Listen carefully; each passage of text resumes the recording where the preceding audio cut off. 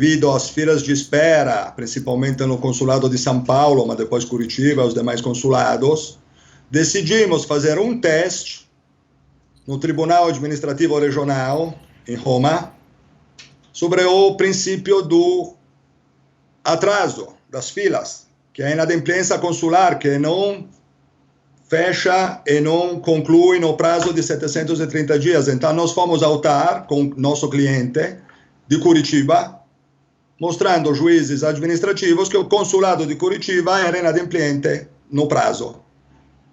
E pedimos um posicionamento do TAR, porque até hoje não havia, recentemente, sobre esta temática, um posicionamento. Saiu a sentença, onde foi recusado, indeferido,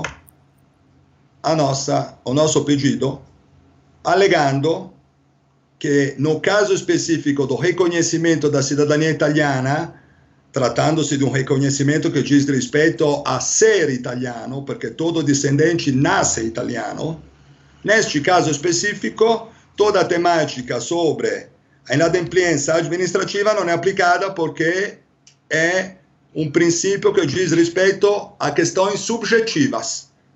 Então, cada descendente que está ciente deve manifestar a própria subjetividade com um ato formal, nesse caso, ato administrativo consular. Se o consulado não atende, não se pode recorrer ao tribunal administrativo, mas se deve ir diretamente ao Fórum de Roma, intentando uma causa civil de reconhecimento. Na sentença, os juízes colocaram exatamente isso. Então, na verdade, é uma ação, não é contra ninguém, é uma ação declaratória, não é? Exatamente. Não é uma ação contra ninguém, é simplesmente uma manifestação do descendente, dizendo, eu estou ciente que nasci italiano e, portanto, quero me reconhecer.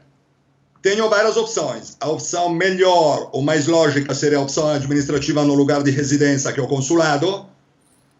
O consulado não me atende, tenho, nesse caso, a via mestra alternativa, que seria o fórum em Roma, um processo de reconhecimento. Mas os consulados, cada vez, embora a taxa dos 300 euros e tudo, que havia uma perspectiva de melhora, parece que está cada vez mais complicado. Fala-se, eu já vi por aí, você mesmo cunhou a expressão obstrucionismo. Está havendo isso mesmo, Fábio? Pois é, essa é uma minha análise que chegou após anos de contatos diretos com os consulados da Itália no Brasil. A única, digamos, resposta que eu tive é exatamente esse obstrucionismo. Quer dizer, o que é obstrucionismo? Isso. Nós sabemos que no Brasil há de 20 a 25 milhões de descendentes de italianos, e simplesmente os consulados tentam, com todas essas dificuldades, de fazer o quê? De conter aquilo que é o desejo dos descendentes de italianos de querer se reconhecer. Que recursos estão usando atualmente? Quem? Como é que o obstrucionismo está funcionando? De que forma? O obstrucionismo é manifesto, por exemplo, em São Paulo, com o envio da carta registrada a ERRES, anexando somente a certidão de nascimento italiana, não observando a circolare K28, não? Um descendente no Brasil deveria enviar já um malote com toda a pasta montada, como se faz quando as pessoas se dirigem à Itália, depositando as certidões, porque se demonstra a descendência documentalmente, não? Portanto, se eu sou um descendente e resido no estado do Paraná, monto a minha pasta, traduzo, faço os apostilamentos, monto um malote, mando para o consulado ao receber o malote deveria me responder com protocolo, nome do responsável do procedimento, data de recebimento, que aí abriria o prazo de 730 dias. Só que ele já não observa isso. Essa já é uma forma de obstrucionismo do meu ponto de vista. Depois, agora, Rio de Janeiro e recentemente Belo Horizonte fizeram o quê? Zeraram as filas de espera, mostrando que, não existendo mais a fila de espera, era mais fácil, mas de fato se tornou ainda pior, porque há um fantomático agendamento para uma entrevista. e o agendamento praticamente é impossível de conseguir. A maioria das pessoas não conseguem, ficam pendurados como se diz, em internet o tempo todo e não conseguem. Depois já tem empresas, inclusive em internet, não? Só colocar em Google agendamento para a cidadania italiana, tem essas empresas que vendem agendamentos que eles conseguem com robô, tudo robotizado, automaticamente conseguem pulverizar todas essas vagas. E a dificuldade praticamente é a mesma, se não a pior. E a exigência de documentos que já estão de posse do Estado italiano, como é que você vê isso?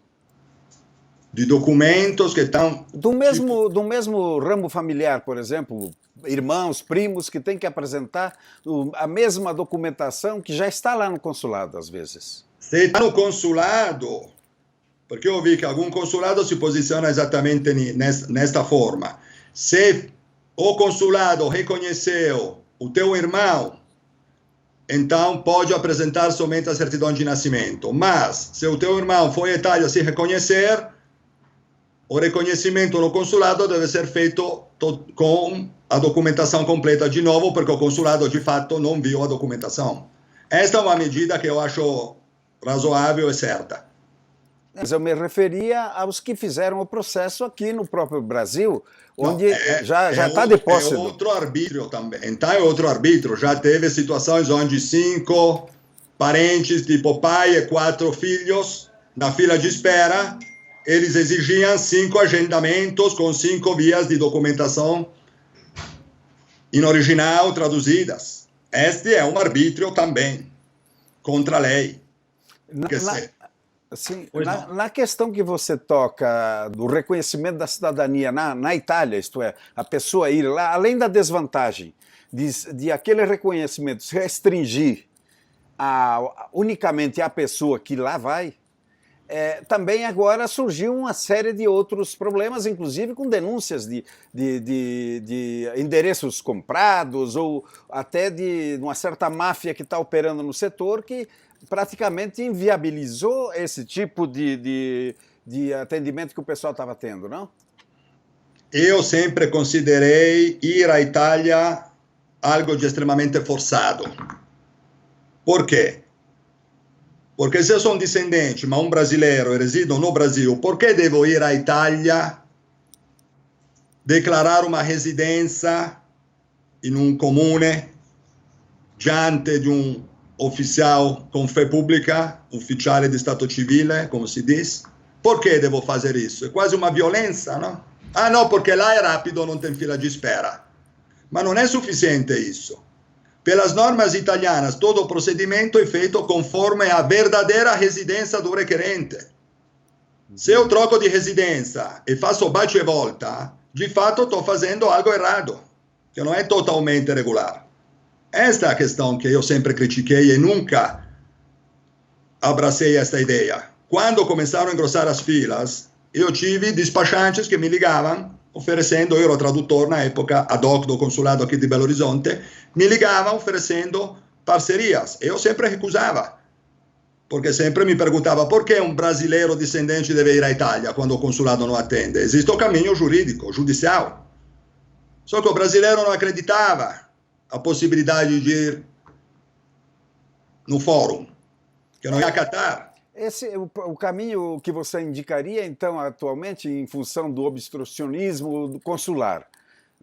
Dessas questões é o caminho judicial, puro e simples. Como é que isso acontece? Como é que isso opera e quanto custa isso, Fábio? Pois é, o que acontece? Acontece que hoje está se determinando cada vez mais em forma clara e definida, e o último tijolo, se podemos dizer assim, o último passo foi esta sentença, que por sinal saiu outra. A nossa sentença foi publicada no dia 30, que o dia 31, outra sentença de um grupo com outro advogado italiano, que fez o mesmo processo, ao TAR, também teve indeferimento. Então, já são 2.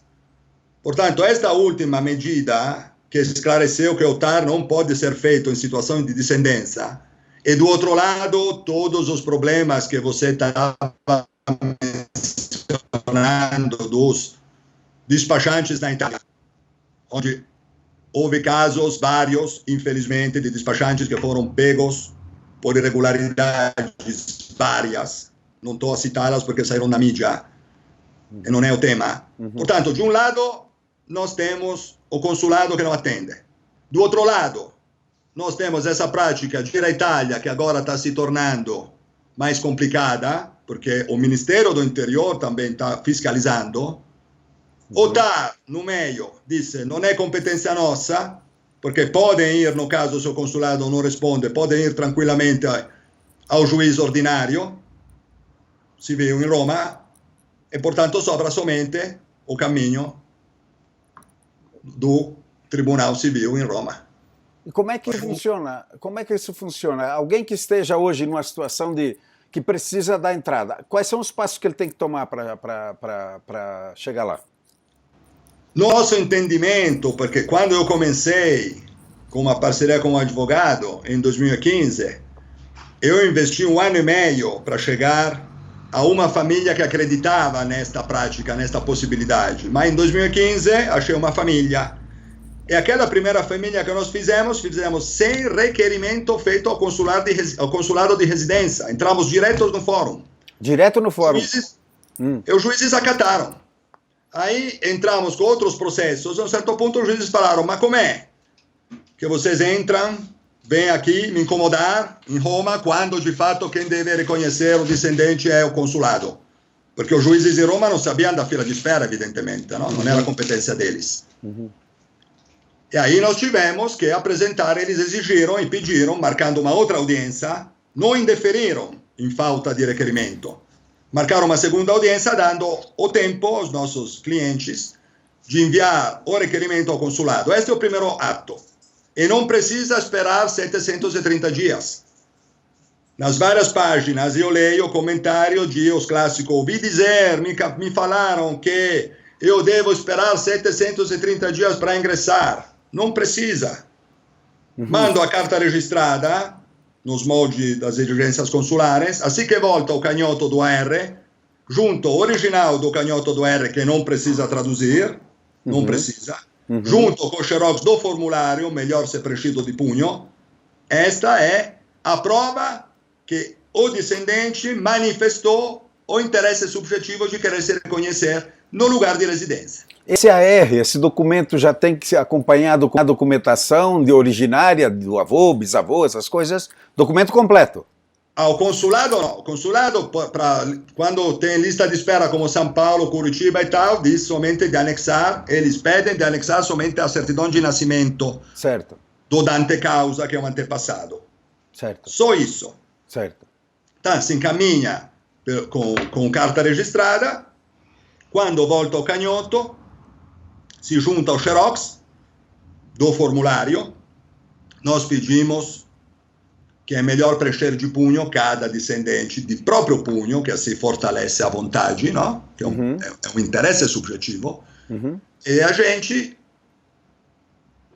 junta e anexa na inicial aos autos, junto com toda a documentação, completa, traduzida, apostilada, deposita e abre o protocolo, que é o ruolo generale do processo.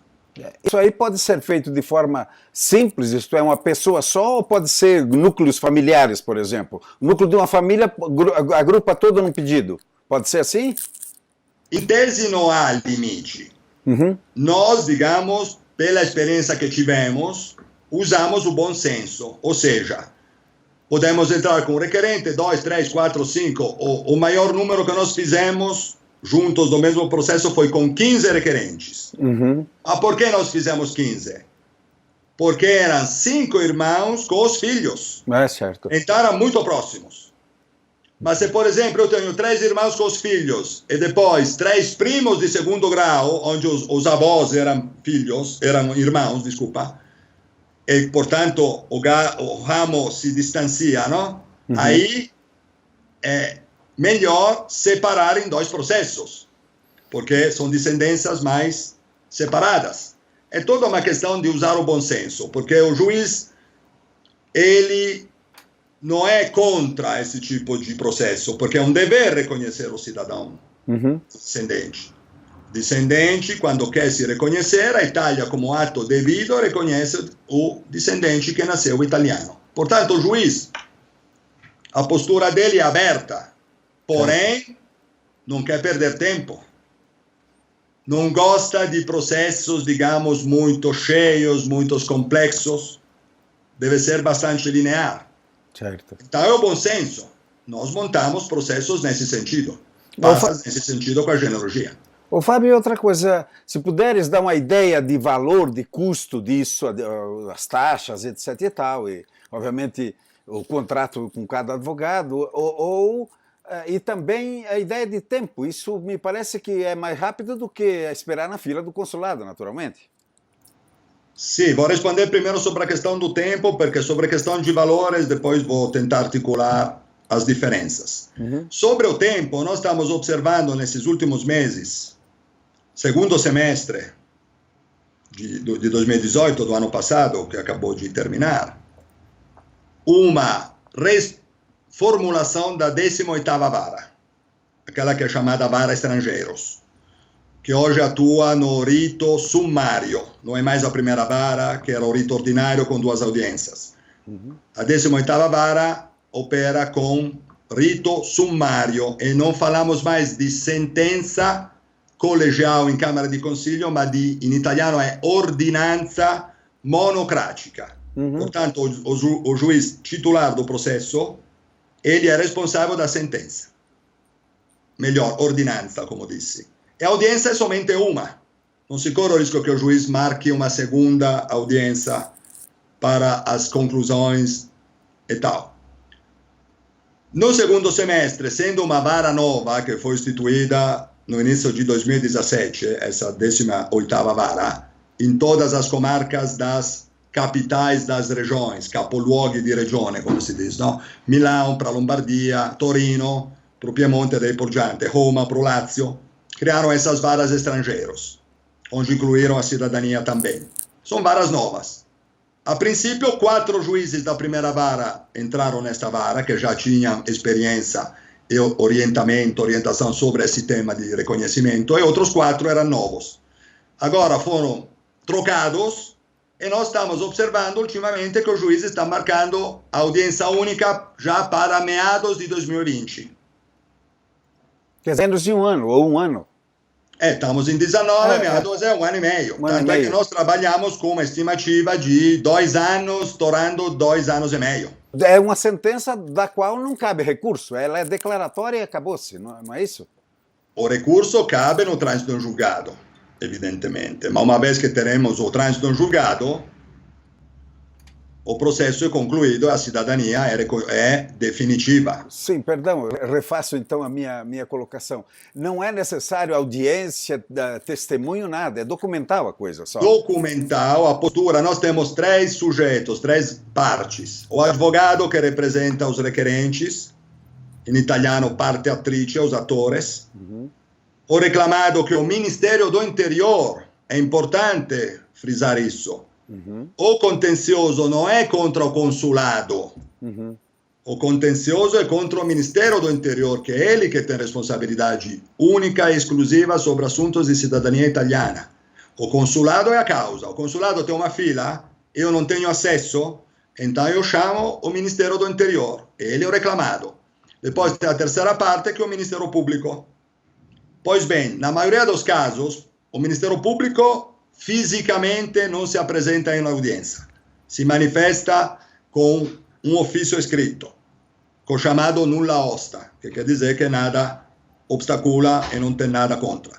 A Advocacia Geral, que representa o reclamado, que é o Ministério do Interior, em 20% dos casos se apresenta na audiência.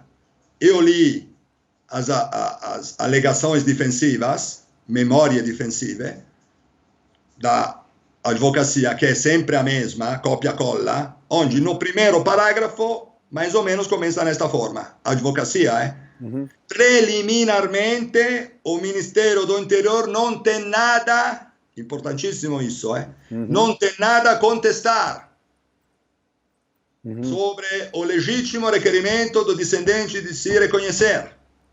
Depois, trata toda a questão da fila de espera, tentando justificando-a. Por quê? Porque os juízes estavam começando a colocar a sucumbência, que é uma multa. E, portanto, o Ministero do Interior se apresenta com a advocacia com o intuito e o objetivo de convencer o juiz a não aplicar a multa, dizendo, olha, não nós temos nada contra. Estamos cientes que há uma situação complexa, podemos dizer, no Brasil, centenas de milhares de descendentes querendo se reconhecer, portanto, fila de espera. Os consulados não têm condições físicas também, eles alegam isso. Não há pessoas, não há funcionários que fazem isso. Portanto, não se pode resolver isso. É como se não existisse uma culpa que deve ser, digamos, multada, não? Com uma multa. E pedem isso. Quando a advocacia pede isso, o juiz acata e não coloca sucumbência. Mas sucumbências não são automáticas, não acontecem sempre. É de caso a caso. Pelo que vi, normalmente acontecem quando se faz um processo onde os requerentes se apresentam uma prova do requerimento feito ao consulado com pelo menos 5, 6 ou 7 anos. Mas aqueles recentes não aplicam a multa. É muito raro. Mas a postura é esta. E o advogado, evidentemente, apresenta os documentos e fala, tudo bem, a documentação não gera nenhuma dúvida, e o juiz acata e se reúne com os assessores dele para se pronunciar e publicar a sentença. De qualquer forma, essa fórmula ou esse recurso seria mais em conta, mais barato do que ir à Itália, né, Fábio? Do nosso ponto de vista é mais barato. Porém, agora falando de custo, eu gostaria de separar as duas situações. Também nesse último semestre, depois, e você sabe porque a gente se falou em 2017, 2017, quando te autorizei a publicar aquelas sentenças, lembra, não? Nossa, depois que você publicou aquelas sentenças e se tornaram públicas, conhecidas, aí começaram a se apresentar, digamos, outros advogados italianos diretos, oferecendo esse tipo de serviço, esse tipo de processo, porque viram que havia já sentenças. O que está acontecendo nos últimos meses? Que esses advogados estão aumentando. Digamos que é estamos em uma fase tipo aquela de anos atrás, quando brotavam despachantes, assessores. Teve uma fase que despachantes saíam a dezenas. Tão fácil se reconhecer na Itália e todo mundo te convidava a ir à Itália. Eu mesmo, como tradutor, traduzi processos de 3 rapazes que estavam em Londres, se reconheceram com um despachante, viram quão fácil era, eles mesmos se tornaram despachantes. Entendeu como é que foi isso? Hoje os advogados veem, é fácil, na Itália tem crise, e tem advogados que querem entrar, e se oferecem diretamente. Neste caso é mais em conta, sim, que trabalhar conosco. Por quê? Porque nós temos uma empresa. Nós temos uma empresa que é uma pessoa jurídica, uma empresa brasileira formalizada, e nós trabalhamos com contrato, boleto, faturamento de 100% com nota fiscal, pagamos todos os impostos, tanto na Itália como no Brasil. Há um detalhe, a legislação brasileira, quando se faz uma transação internacional, um pagamento no exterior, dito em palavras simples, deve-se declarar ao Brasil, quer dizer, à Receita Federal, o motivo da transação. Mas não somente a pessoa jurídica, também a pessoa física. Mas por que você está pagando na Itália? Qual é o motivo? Nossa empresa declara sempre, quando paga a nota fiscal em euros aos advogados, nós temos uma parceria com uma corretora de câmbio em Belo Horizonte, declaramos no código DARF o código específico que diz que é motivo para serviços jurídicos prestados no exterior. A alíquota aplicada pelo Brasil sobre esta transação internacional é de 33%. Portanto, nós, como empresa, temos uma carga tributária expressiva. Certo. Evidentemente, influencia sobre a nosso valor, o preço, se podemos dizer, de venda.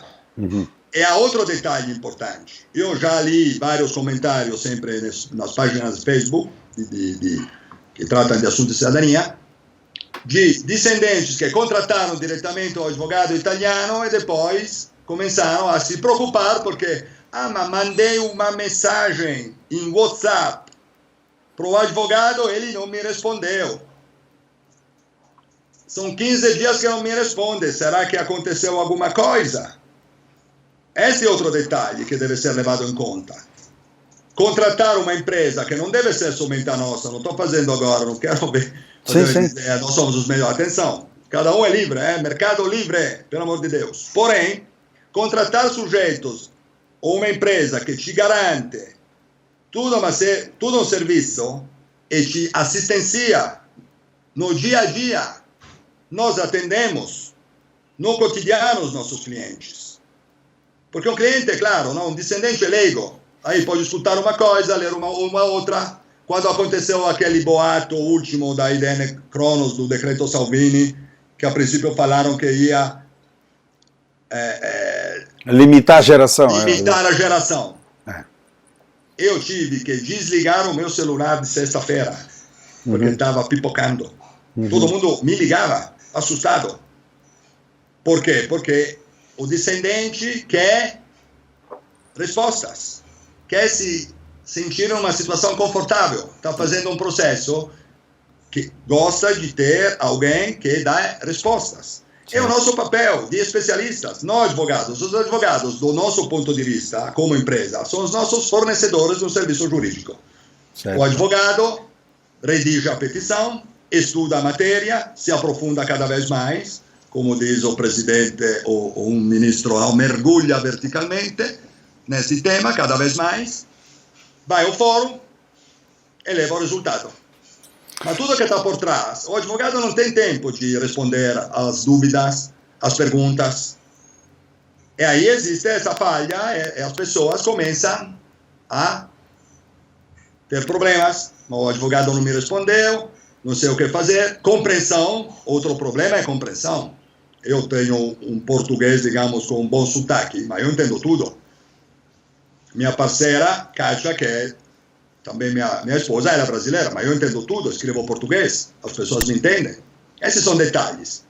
Enfim, conosco quanto custa? Se for um requerente, mais ou menos custa como ir à Itália com os despachantes. Mas, se tornam 5 os requerentes, o valor médio nosso, com toda a questão tributária, que influencia no mínimo em 40%, sobre aquilo que é cobrado no contrato, estamos na faixa de 1.600 euros, parcelado. E hoje nós decidimos, para ajudar também os descendentes, já que os tempos estão aumentando, para marcar a primeira audiência, de aumentar o número de parcelas. Nós hoje já estamos oferecendo conosco, nosso serviço, uma entrada e depois mais 10 ou 12 parcelas. Bom, aí, nesse caso, não incide a taxa de 300 euros, né? Não, absolutamente não. Quando você fala em 1.500 euros, já tem que abstrair 300 que você pagaria naturalmente aqui no consulado. É isso, não? 300 euros não é uma taxa paga, não. Nos 1.500 a 1.600 euros é tudo o serviço conosco, com a cobertura das custas processuais nesse caso. Certo, certo. Quer dizer, então, Fábio, a nova fronteira e a fronteira atual aí não é nem na Itália, que está praticamente bloqueado essa via, não é? Essa via está praticamente bloqueada, e nem nos consulados onde há esse obstrucionismo. Seria, então, o caminho direto à justiça. Você tem mais alguma consideração a fazer sobre isso? Eu queria somente concluir dizendo que, comentando a questão do obstrucionismo, é um obstrucionismo que pode ser legítimo e ilegítimo, usa-se muitas palavras, muitas questões. Do meu ponto de vista, onde eu, como Fábio Fasoli, já fui muito crítico versus os consulados da Itália, fiz várias brigas, inclusive pessoais, sobre questões outras. Hoje estou em uma situação mais tranquila, no sentido de, se um descendente quer se reconhecer, o consulado tem o ritmo dele, as dinâmicas dele, poucos funcionários, e o funcionário tem o interesse de se reconhecer, já que o reconhecimento é feito uma vez na vida. Não é que eu compro um reconhecimento a cada 2 anos, que vence. Não, uma vez. Portanto, se o consulado não me atende, a única coisa que posso dizer é pensaria, escolheria o caminho melhor, que hoje é o caminho ao juiz, que como comentamos juntos e concordamos, formula e produz uma sentença, hoje ordinanza, com o trânsito julgado, que é um ato conclusivo e definitivo. E mais ninguém do Ministério do Interior poderá questionar. Junto a isso, outro raciocínio que eu faria como sugestão é: mas quem escolho para fazer o meu processo em Roma? Aí, eu às vezes brinco, me permite este meu comentário, ontem com um paulista meu, que eles falam, oi meu, falei com ele, olha, brincando, é como se você vai comprar um tênis da Nike no Itaim Bibi ou vai comprar um tênis Nike no Shopping Popular. Os preços são diferentes. Esta é a questão. Quem escolhe? A questão tributária e fiscal, quanto é importante? Quanto um cliente, quanto um discendente é disposto a dizer, contrato uma empresa que me dá um contrato, me dá um boleto, mi fornece nota fiscal eletrônica do valor integral que custa um boleto. Que paga os advogados com todos, agora tem a questão do COAF, e daí por diante, e faz tudo conforme. Além do resultado, tenho certeza que está tudo na cobertura. Mas não há polêmica com o consulado. Eu não trato mais com o consulado. Até porque depois executamos a sentença na Itália e a gente entrega já a certidão transcrita. Pois é, isso eu ia te perguntar ainda, antes de finalizar. Com essa decisão, essa sentença na mão, como é que fica a relação do cidadão que mora no Brasil, por exemplo, que foi reconhecido cidadão italiano, ele já era, mas teve agora no documento. Como é que o relacionamento dele com o consulado aqui? Ele tem que se apresentar ao consulado ou vem a comunicação da Itália diretamente ao consulado? Como é que isso funciona?